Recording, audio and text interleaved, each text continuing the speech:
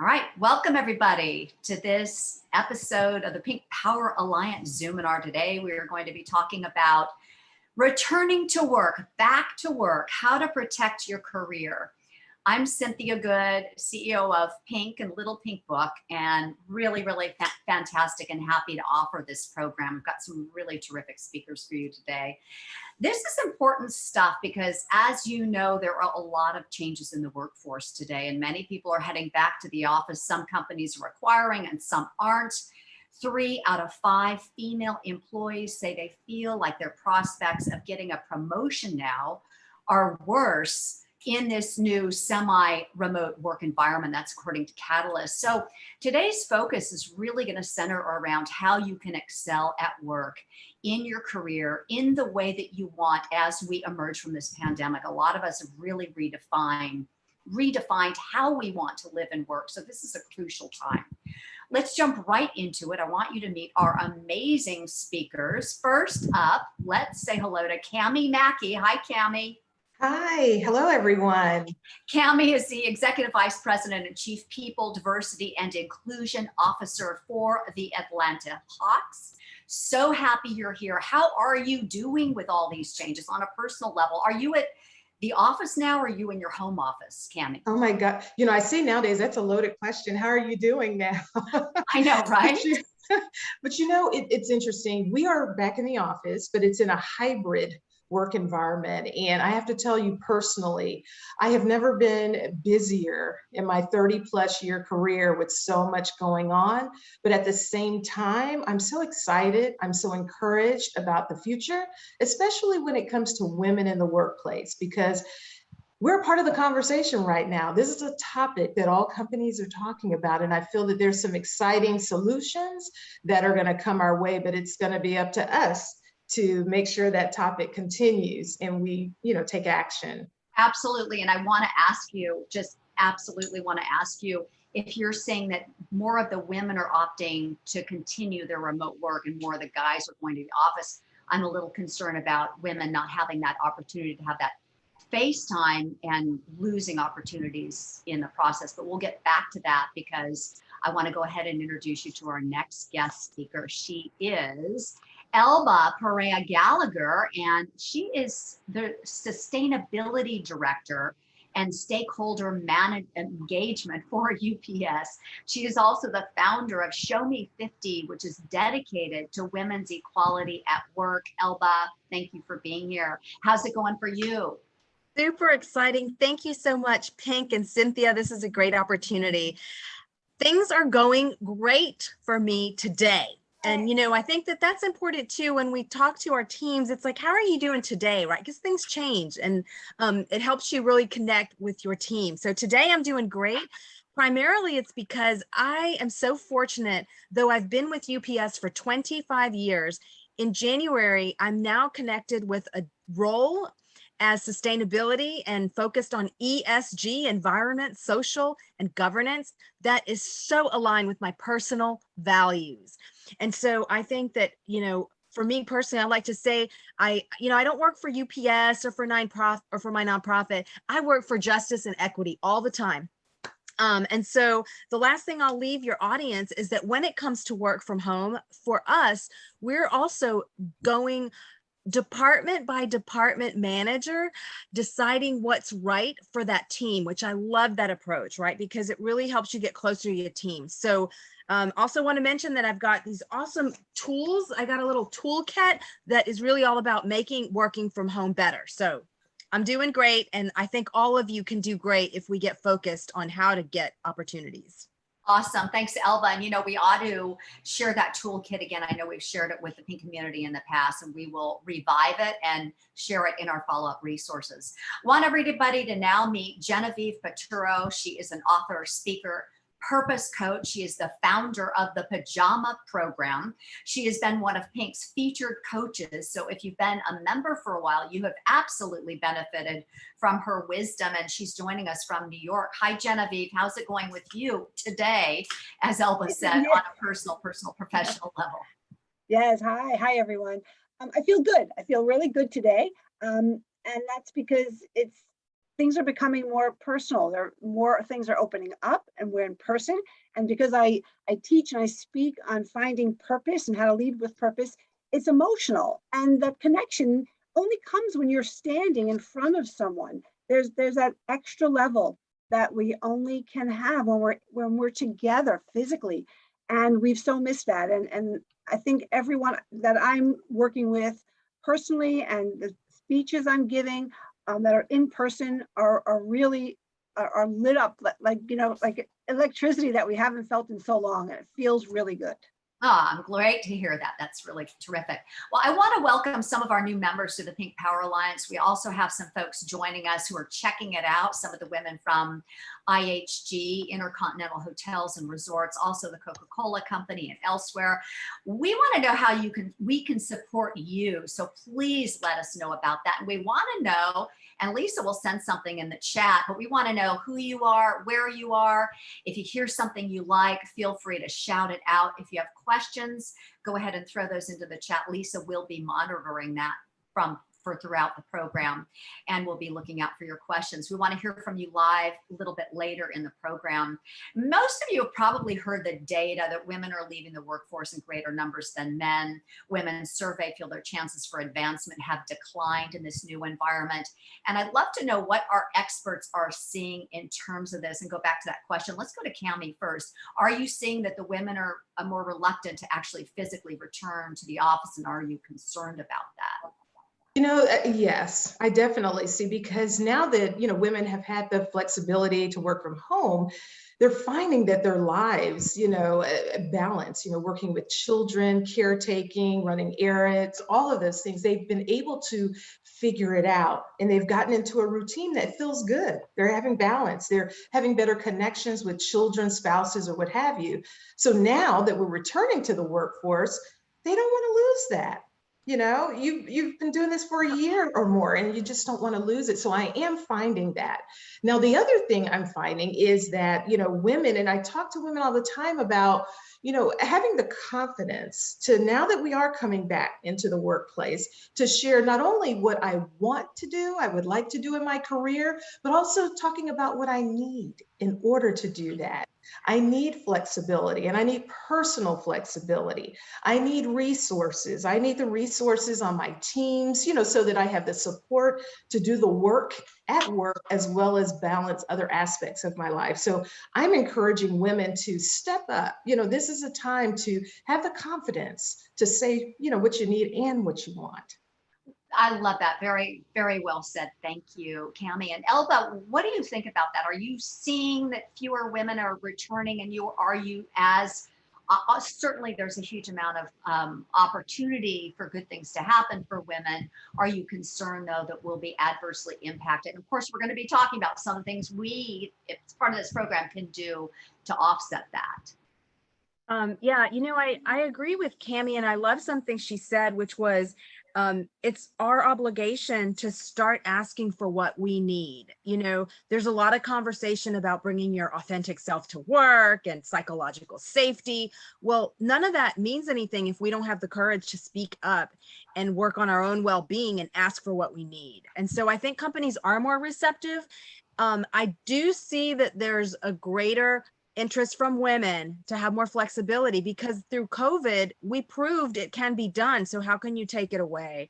I will say also, just mention, I'm looking at some statistics from the McKinsey & Company and Lean In annual Women in the Workplace study, which, by the way, if you go to showme50.org, we've got a whole presentation that we did where we summarize the information.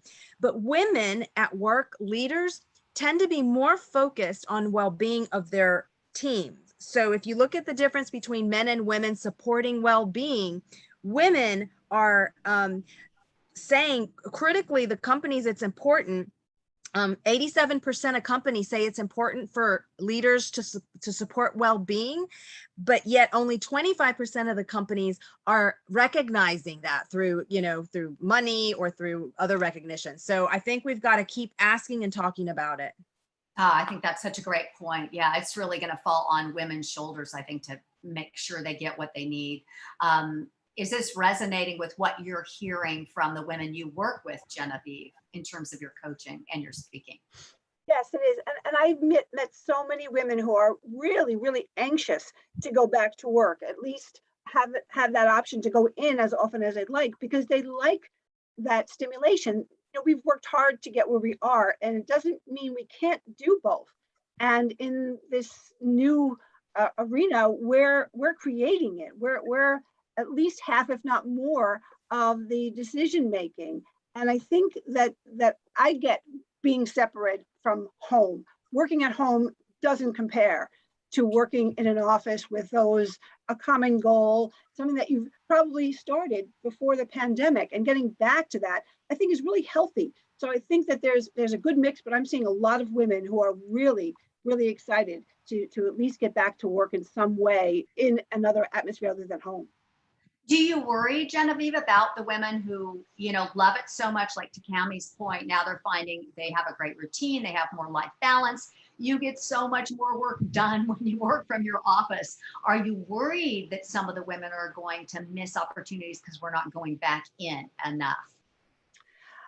I don't know if I'm worried, because I think that the women who are contemplating where to work and how much to work where are really, really smart about making decisions that are emotionally comfortable for their situation. I mean, that's, I'm an emotional person. I teach purpose, I teach passion. And I think that this pandemic has taught us to go inward and to really use our gut, our purpose to our best advantage. And I think each woman's making the decision that's right for them. I don't know that they necessarily would miss opportunities if they're not clued in. And I think they're clued in. Mm-hmm. Everybody's definitely altered their perspective on what's the most important for them now. So I'm really curious how that looks for those who are watching and listening to our experts today. So we've got a question we would love for you all to weigh in on, and Lisa will pop that whole question up on the screen. The question is, have you reconsidered what you want from work due to the pandemic? Would you answer this? No, I'm fine with the way things have been. Or yes, I am somewhat reconsidering what I want from work. Or C, yes, I'm in the process of changing how I approach work. Or D, yes, and I've already changed my situation. And I'd love for our experts to weigh in on this too, personally, and we'll see how everybody lines up. And then for our experts to weigh in on this. Would be while we wait on the poll, Cynthia, for that question, I'm like, I have been emboldened and empowered to really speak my truth. And companies are telling us they want us to feel included. Well, that includes saying, hey, I need this, right? And just standing up for this. And we're also aided by the job market, right? Which is helping give employees more power. I love it. All right, do we have those results, Lisa?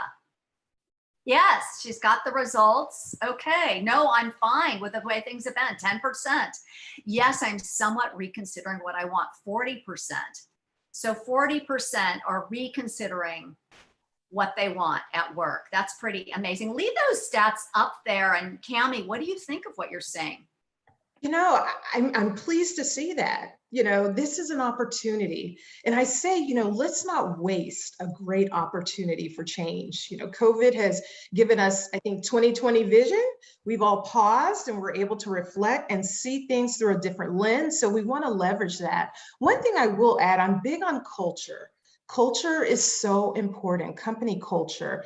I say for women who are looking to pursue, careers, and there's so many opportunities out there, but seek company cultures that fully leverage the benefits of diversity.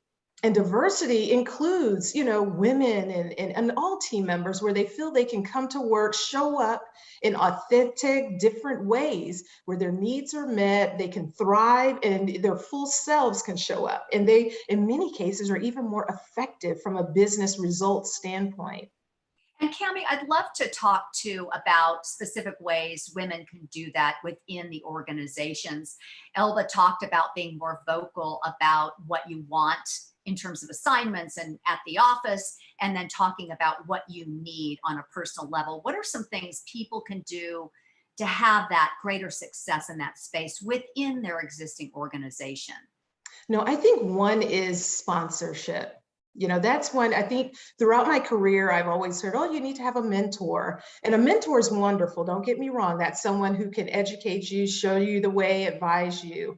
But what I've learned is that having a sponsor, that's someone who can open a door. This is a person who's in the boardroom where decisions are being made on promotions, advancements, looking at talent reviews, who should be developed, having a sponsor. And it's up to us to take the initiative to identify those individuals and have the conversation, and ask them to be a sponsor. That's a great point. All right. Well, Genevieve, do you want to weigh in on these results here? Yeah, I do think that that women especially are changing things, and we're the change makers, right? So I think that we have a lot of power that we need to understand that we have. And I think part of getting back into the work culture physically and in any way is to be part of the purpose team, to be part of understanding what the leaders, what you feel the purpose is that needs to be communicated to everyone. And I think it's really important more than ever now for everyone to understand what the purpose is and for everyone to know if they're buying in. I think leaders need to know if all their team members are buying in and understand the purpose. And it's no more, I'm the mom, do it this way. I'm the boss, do it this way. It's not, and it needs to be explained and communicated. And I think that's where we really have a clear lane. We're good at that. Yeah. And I think, the three of you are a beautiful example of that. Here are three women who were super, super successful at the height of, of what they're doing today and running things in their organizations and for themselves personally. And this is an example of three women who have really embraced the purpose behind the work that they do, which really drives so much and makes you all so powerful. Let's go ahead and drill down and get a little more specific with our second question for everybody. What are you most concerned about as America returns to work? When it comes to you and your job, what are you most concerned about? Is it your life balance? Is it burnout? Is it having as much impact at work as before?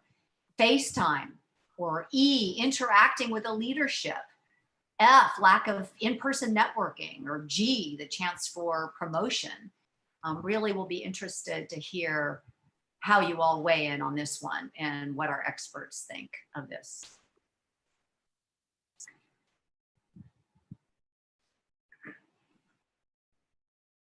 All right, number one is the life balance. Wow, 53%. Life balance is the biggest concern still. I guess this gets back to talking about well-being, followed by 21% talking about burnout. And Elba, what do you think when you look at this? Let's see that stat on the screen, Lisa, for a minute. Yeah, I think the most interesting thing is what's a zero, which is the FaceTime, right? It's like, hey, see you later. We're good with that.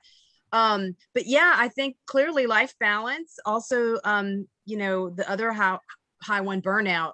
That McKinsey study really talks about how much burnout women are leaving the workforce. I'd like to challenge all of us to just remember that we are powerful, and what can we do to access resources available to us and actually, focus on what we need, right? The life balance, asking for more flexibility at work if you're working for a management team that's not giving it to you, right? So focus on the things we control. Well, let's just go ahead and jump right into that. Well, Genevieve, and I want to give Cami a chance to respond to that. And then let's drill down and talk about life balance and how to get what you need and some specific things you can say and do to achieve that. Or were you surprised, Genevieve, by seeing this? No, I wasn't surprised about the balance. I think we're sort of in that mode of deciding how much we're willing to give up in one arena and how much we're willing to give up in another, and what the trade-offs are. So I think that that's going to take a little time. I think it's going to take a little time from those who are on team need to be out of the office as much as in the office, and team, let's get everybody in the office. And I think we can work through it, and we're going to have to work through it. And I think we're smart enough to work through it. When I look at this data that we just generated now live, I think about Cami, because you, Cami, right before COVID hit, you had some additional responsibilities, very impressive, no doubt, but added to your list of things you needed to do. You've got a lot on your plate. So my guess is you can really relate to A, balance, and B, burnout being the two top issues people are concerned about. Absolutely, definitely. And what Cynthia is referring to as the chief people officer for the Atlanta Hawks, right before COVID, I assumed the role of the chief diversity, equity, and inclusion officer in addition to HR. So there have been a lot of dynamics, as many of you are experiencing. You know, more has been placed on your plate.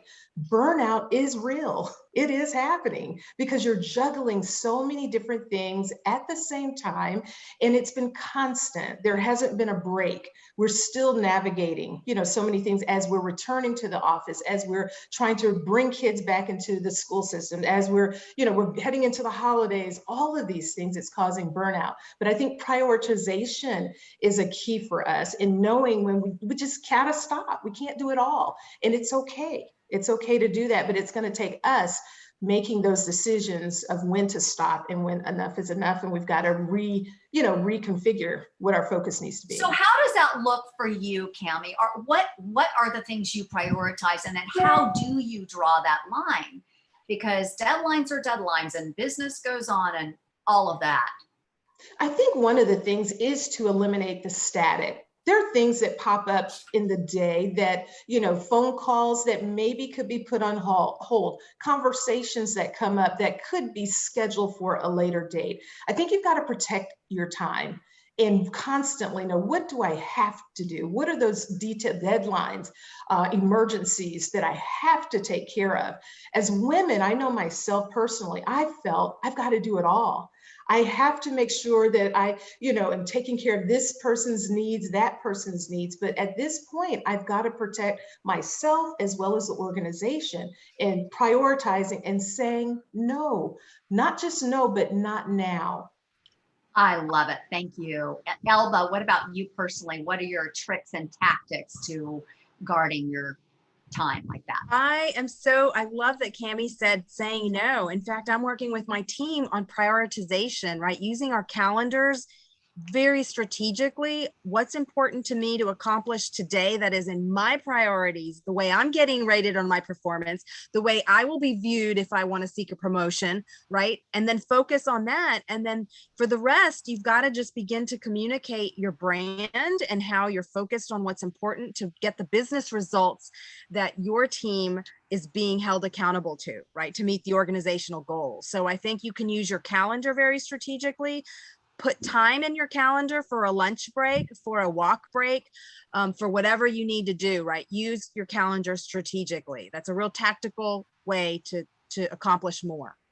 Beautiful. And Genevieve, what are your suggestions? Because this is a huge issue. I mean, Elba talked about well-being, and though it's such a huge topic, only 20% of the companies are really doing something about it. Cami talked about some really great specific things she does. I love the focus of prioritizing your own stuff, since we're such big caretakers. And any other suggestions that you might have on what we can do, and does this resonate with what you're seeing with your clients?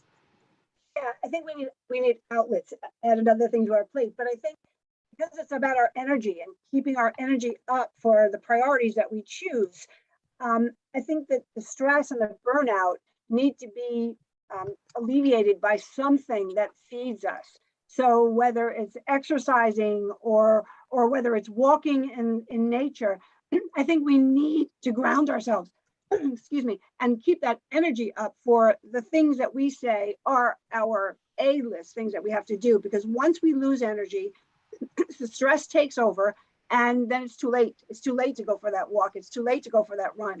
So I think we have to be mindful of taking care of our body too during this stressful time. All right. Well, so moving on a little bit, Deloitte data shows that 3 in 5 women plan to leave their employers in the next 2 years or less, citing a lack of work-life balance. That's our top reason. Boom, you have it. In fact, I have to mention Lisa Herman, who's been with the team for a few years now, who I love dearly, is moving on. So we have a part-time opening at Pink, if anyone comes to mind. But it's just, we can't do it all. So I think the trick is really twofold, and private message me or shoot me a chat if you have something in mind for that, if you want to see the description. But most importantly, how do we redefine what it is we want from work in this new normal, since many of us have shifted the perspective? And B, how can we be more powerful than ever to set ourselves up for advancement in the way we want at work? And is there anything in there you want to add, Genevieve and Cami, and also Elba? And then I want to bring Keisha into the conversation. I think that we want our lives right now to be as peaceful as they can be, and align whatever we feel our purpose is, or whatever we feel we want to concentrate on, to make sure that it's aligned with what we do in work and what we do and how we feel personally. So and I know that that's what everyone's been questioning these last couple of years. Is my work, is my life aligned with what I want to be doing? And I think it's really important to make sure you feel that it is aligned, or start aligning it. That takes a lot of introspection. Elba, you were able to do that successfully. Talk a little about that. Yeah, here's another little tactical suggestion I have. I one day sat down with Excel. I don't know if anybody likes Excel, but and I made a list of the hours I spend on the key components of my life. And this was through a coach that helped me. And I made a pie chart. I call it Elba's pie chart of how I spend 100% of my time divided up, right? How much percent volunteering, how much percent cooking, and doing gardening. And then I saw it and I was like, wow, is that what I want or not? And then actually do something about it, right? And say, I'm only going to spend 9 hours a day working, and then just leave. So you've got to take, like I said earlier, control of the things you control. And then you can't sit here and act like it's what am I doing? It's happening to me. No, you control your own time as a human being. So make it happen. Is Make that your how pie chart. Is that how you figured it out, Cami? How did you come to the conclusions you did? Absolutely. I love what Elba just said. It's just being really intentional, being very intentional, taking the time. And just like in our roles, we analyze, we solve things for others. Let's sit and intentionally focus on ourselves and how we can be most productive, efficient, and effective in all aspects of our life. Yeah, and I feel like it's a lot of self-awareness too, right? But let's go ahead and bring Keisha Clinkscale into the conversation. She is Vice President, Culture and Wellness at Habersham Medical. So I'm interested in Keisha in terms of, obviously wellness, this is what we're talking about. So from that perspective, and you personally as a professional woman, what are you thinking about this conversation today? Well, I think that this is such an important conversation as we think about, what work is and how important it is to obtain some level of work-life balance. When I think about work, I actually think about it as a mutually beneficial relationship. What can I get from this opportunity, and what can I bring to this opportunity? So when I think about what I should be doing, I look at, when I walk into my office every day, I think about how does this environment, how do I benefit from this environment today? And what can I bring to this environment that's going to benefit the others that I serve? I think about Elba and both Cami talk a little bit about planning and how important planning is. I don't go anywhere without my planner and writing down the things that I want to get done on a daily basis. So I think just from, as I think about what work is, what I want to get from work, I want to assess that environment, and then I want to plan accordingly. I love it. Okay, great. Thank you so much for chiming in there. We want to give everybody a chance to talk about this in a little bit more depth in a personal way that is off the record. So we're going to put everybody into a quick breakout room, and Lisa is going to stop the recording about now.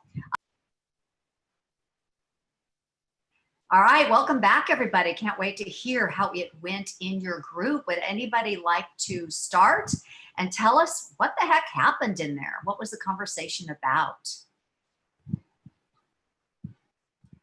Well, I'll start if nobody's going. So our group, we had fantastic conversation and great tips. So here's a few tips. So first of all, make sure you make time for yourself. We had a lot of conversation about our health. And one of the wonderful silver linings of COVID is that with the additional time, instead of commuting, we can work out more, right? And you don't have to wake up at the crack of dawn. So we're going to keep on doing that to improve our lives. Also, staying consistent. So now that we define these additional things that we're going to do to make our life better, we got to stay consistent, be committed, set limits. And then we really feel empowered through the bonus of setting our own schedule. So one example is that you don't have to go in all the time every day. You could go in from like 10 to 2 just for a specific meeting and then leave and avoid the commute. So be strong and recognize that that's allowed. Okay, so obviously different organizations have different rules around that. Great suggestion. Elba, what about setting limits? Say a little bit more about that, because that's really interesting. Yeah, so setting limits, we again repeated this idea of making time in our calendar, right? You're actually being deliberate with our calendars and putting in there, hey, I'm going to work out at this time. I'm going to go take a quick walk at this time, and just and doing that through our calendars. All right, great. Thank you for sharing that. Anybody else want to share what happened in their breakout? I think a few that we talked about was, one, finding ways when you're in the office, you connect. There's an energy that you have by seeing others and feeding off of each other. So when we're remote, we've got to find ways to have those connections in spite of our distance. And a couple of things we can do are, set up coffee chats, be it virtual, but just staying connected with one another. The other one is getting used to routines, getting in a routine so that, maybe you start off in the morning, you drop the kids off to work, you come in, put in a load of laundry, makes you feel like you've accomplished some things, and then jump into work. But finding a routine that works well for you. And then one of the other things was a to-do list, going back to being intentional about your day, protecting your time, having that list and keeping it near in front of you. I love it. Thanks, Cami. Anybody else want to share? Well, we talked about the stress of scheduling so many Zooms one after another, leading to the burnout, and knowing the screen time, because it's not just the Zooms, it's the phone, right? We put the Zoom, we finish the Zoom, we check our phone. We go home, at least for me, I go home at the end of the day, I want to relax, I watch TV. So there's that toll that it takes on our physical bodies. And it's part of the burnout, as one of our teammates had mentioned to us. And it's so true. It's efficient, but there's a downside. All right, we have time for one more person to share what happened in their breakout. We really want to hear about some of the other ones. What was talked about there? One more. And then Lisa, do you want to share some of the great stuff you're seeing on the chat? Would love to hear a little bit about that. And, the bottom line here is we want everybody to be able to get more of what you want now at work. So many people have realized it's not okay to be dissatisfied. You don't have to do that anymore. You don't have to tolerate it.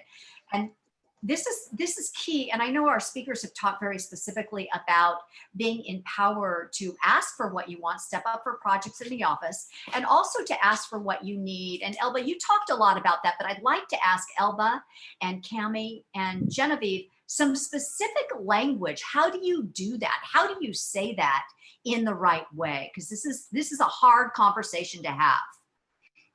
And if I might jump in, Leah had a comment that kind of spoke to me about how to take care of ourselves first takes discipline. And you don't think of it in that way, but it's hard to make those decisions of, how do you say no to your children or to your parents or to work? How do you have that discipline, and specifically, what can you do about that? Yeah, I think that, we're talking about tactical things we can do. Specifically, how do you say that? How do you walk into the boss and say that, look, I'm going to be there for that meeting and then I'm going to go, in a way that doesn't sound like that? Genevieve, what are you telling your clients? I'm sorry, Cami, and then we go back to you. Yeah, I'm saying have that meeting and make sure you're both on the same page as to what the priorities are, what's expected of both of you. Share it. It's not just what do you expect of me, boss. It's what are we doing here together? This is new. What are the things you need me to do? And then I'm going to tell you some of the things that I may need to do. but I want to make sure that we're both getting our must-haves. There's a list of must-haves. And I think it's a conversation. And I think that we need to treat it as a conversation, not just one way. Either I tell you what I'm going to do, or you tell me what you need and I have to abide. Cami, what were you going to say? Good point, Genevieve. Thanks. No, I love that. I think it is making sure that expectations, clarity, all of that. And then I think sometimes we don't share our results. I think sometimes sharing with our leader, hey, this is what I've done. This is what I have been able to produce. This is the goal that I have achieved, how I've gone above and beyond, and then share the how. And the how is I was able to do that remotely at home. I find myself to be so much more efficient. Tomorrow I will be working from home, and but as long as the results are there, I think it's important for us to share that. And then there's not so much focus on how it was done. Because at the end of the day, the business wants to know that we're able to achieve and excel in our roles. Right. If I can just add, I think that part of this whole conversation has to start with just that, with the conversation and being very strategic, but also, from a planning standpoint, is it the best way to go into the boss's office and say, hey, I'm just going to take this meeting here today, and then I'm going to go home? Or would it be more effective to go into the boss's office 2 weeks ahead of time and say, these are the meetings that I have scheduled. These are the ones that I'm going to be in the office for. These are the ones that I intend to take virtually. These are the projects that I intend to complete while I am working remotely. And then to your point, circling back and saying, okay, 2 weeks has passed. These are the things that I've gotten done. But, setting those expectations well in advance, I think can help with the communication and the expectations, as well as being able to hold each other accountable for the things that we say that we're going to do and ensuring that they get done. Okay, well, good point, Keisha. I'm glad you said that. Genevieve, what do you think of that? I mean, as the boss, I think obviously it's different in corporate, but what would resonate for me is these are the results, all of that, of course. And this is really what I need, work with me here, not I'll show up to this meeting and I won't show up to that. I think I'm worried that's going to rub some people the wrong way. So I think it's really crucial how this is phrased. Yeah, I think so too. And every business is different. Every business has somebody with the vision and somebody who was there probably before the pandemic. And I think that they need to be heard what the purpose is. And I think that needs to be communicated. And it's different. It's different. Some businesses and some leaders may have reason for people to be physically together at certain times and want to be part of that conversation rather than being asked if I could be remote for this or that. And I don't think there's one size fits all. I think it's a conversation everybody needs to have. Right. Okay. And can I butt in, Cynthia? How are you, Dr. June Cooley, everyone? I'm good. As a psychologist, I think that one of the things that I've been seeing in my life has not gotten simpler. And so all of these strategies I really have to work really hard to put in place, is to acknowledge that this transition that people are making is not easy. It's stressful. Our world got smaller, now it's getting larger again. So we have to get our physical and our emotional stamina back. So all these things that we're putting in place hopefully are going to help with that. But I think some of the environments, it's not easy to go in and say, I need to ask you about making these changes. These are the things that are going to work for me. Great, thank you for that input, June. Cynthia, if I could say one more thing, which is you asked a tactical, right? How to, people keep saying, well, how do I say those words? Listen, everybody, you've got to have a strong relationship with your boss. And if you don't, you can't walk in and say those things. So I tell people, just like we talk about networking, you don't just network and you go ask a person, I need a job. No, that's not how it works. You build a relationship on shared values and getting to know people, right? And so if you don't have a good relationship with your boss, it's on you. You need to have head-to-heads, meetings with them on a regular basis, multiple times a week to get to know them. They know you, you feel more comfortable. Then you can ask for things. All right, great point. Well, I want to review some of the things we talked about today. And this is key. Lisa's going to pop up a tips graphic, but just to reiterate, 53% of those on the program today, most worried about life balance, 21% about burnout. Some of the takeaways, the importance of avoiding tentative language, really be powerful when you're in person to really engage. Elba talked about building those relationships, especially with your boss. Use your voice and the power of the pause, right? Get over being liked is something that's really key that we talk about a lot. And we also talked about other things that are so important. Make a pie chart so that you can be clear about your own priorities and set those priorities. The importance of saying no, saying not now. Putting exercise and other things to relieve your stress on your calendar, sticking to that, creating a routine for yourself, having the conversation at work, what you want in terms of more opportunity and visibility on the job, and also what you really need personally. The importance, Cami mentioned it earlier, identifying a sponsor who you can talk to, someone who can be an advocate for you. So we're going to share some more of these specific tactics with you in the recap. There are a lot more. Just to reiterate, 40% of those on the program today said they're reconsidering what they want from work. That's a lot. 25% have changed the way they work. And do you see anybody who has a question? Someone's in the waiting room. Lisa, go ahead and jump in now, because we are going to wrap it up, and I want to get to the one-on-one private networking for everybody. But those are some of the takeaways and reiterating those statistics. So what is coming up next? Just to let you know what's coming up next, you could look forward to. We've got a great lineup of topics coming up and some wonderful speakers in the new year. Lisa's going to put that on the screen. We've got on January 13th, we have the Global VP and Head of Talent and Development for the Coca-Cola Company will be speaking with us. We're going to be talking about New Year goals and priorities. Then in March, we're going to talk about workplace across generations. May 2022 Spring Empowerment Event, amazing speaker Carla Harris, among others. In June, we're going to be talking about the imposter syndrome. You'll really have an opportunity to connect deeply with the speakers if you're part of this program, because you get to sit up front and discounts and all of that, and one-on-one networking. If you would like to be part of this program, a member, and continue, just let us know. You can shoot me an email, or Lisa, I think, is going to put a URL in the chat that you can use. So that's what's coming up, and we're going to go ahead and put everybody into the networking session. We're going to discontinue the recording because this is going to be private too, and we hope you'll stick around and be able to join us for that. Thanks so much for being here today, everybody. Genevieve, Cami, and Elba, you three are amazing rock stars. Thank you so much for sharing your wisdom and your valuable time to help other women achieve. Take care, everybody. Super fun. Thank you, Cynthia. Thank you. Thank you all.